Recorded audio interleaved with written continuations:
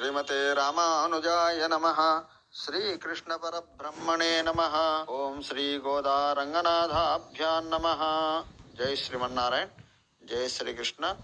ప్రియ భగవద్భక్త బంధువులారా, ఈరోజు ధనుర్మాసములో 20వ పాసురం. అమ్మ నిన్నటి పాసురములో శ్రీకృష్ణుని నీలాదేవిని మేలుకొలిపినట్టే ఈ పాసురములో కూడా శ్రీకృష్ణ భగవానుని నీలాదేవులని ఇద్దరిని కూడా మేలుకొలుపుతుంది.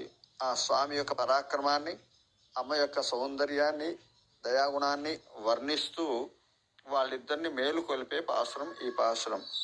33 మనుషన్రు కప్పం తవిర్కుం కలియే తుయిలజాయ్ செப்பமுடையாய் திரளுடையாய் செத்தார்க்கு வெப்பங் கொடுக்கும் விமலா துயிலழாய் செப்பென்னமெல் முளை செய்வாய் சிறுமரங்குல் நப்பின்னை நங்காய் திருவே துயிலழாய் உக்கமும் தட்டொலியும் தந்துன் மணாளனை இப்போதே எம்மை நீராட்டேலோரெம்பாவாய். 33 அமரர்க்கு முன் சென்று கப்பந்த வெறுக்கங்கலியே துயிலசாய் செப்பமுடையாய் திருளுடையாய் செத்தார்க்கு வெப்பங் கொடுக்கும் விமலா துயிலசாய் செப்பென்ன மேல்மலை செய்வாய் சிறுமிரங்கள் நப்பின்னை நங்காய் திருவே துயிலசாய் உக்கமும் தட்டொலியும் தந்தன் மணாளனை இப்போదే மே நீராட்டేలోరెంబావాయ్ అని 33 అమరర్కు మున్షన్రు.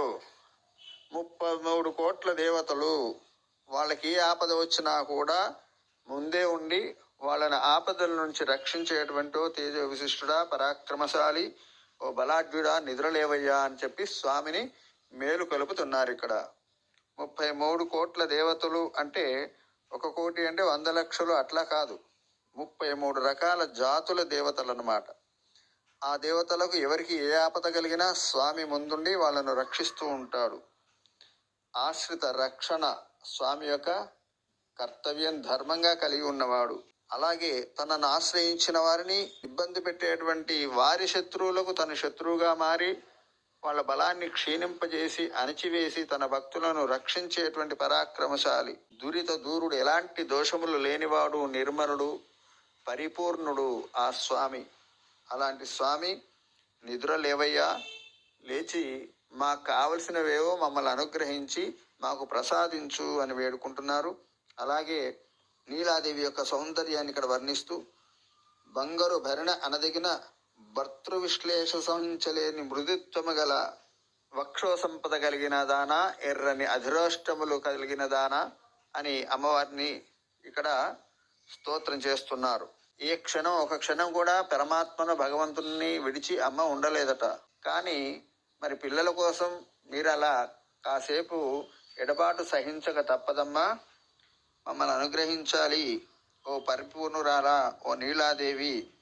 ఆ శ్రీకృష్ణానుభవ ఐశ్వర్యము కలదానా, ఆ ఐశ్వర్యం నీ ఒకదానికేనా, మాకు కూడా కాస్త పంచవమ్మా అని మేలుకొనవమ్మా అని చెప్పి ఆ అమ్మవారిని ప్రార్థిస్తున్నారు.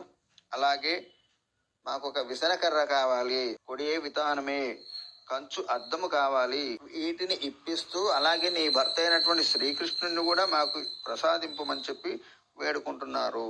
అమ్మ పురుషకారిణిగా ఉంటుంది. మనం నేరుగా స్వామిని ఆశ్రయించడం అనేది తగదు. మనలోని దోషాలు కనబడతాయి స్వామికి మనము నేరుగా ఆశ్రయించినప్పుడు.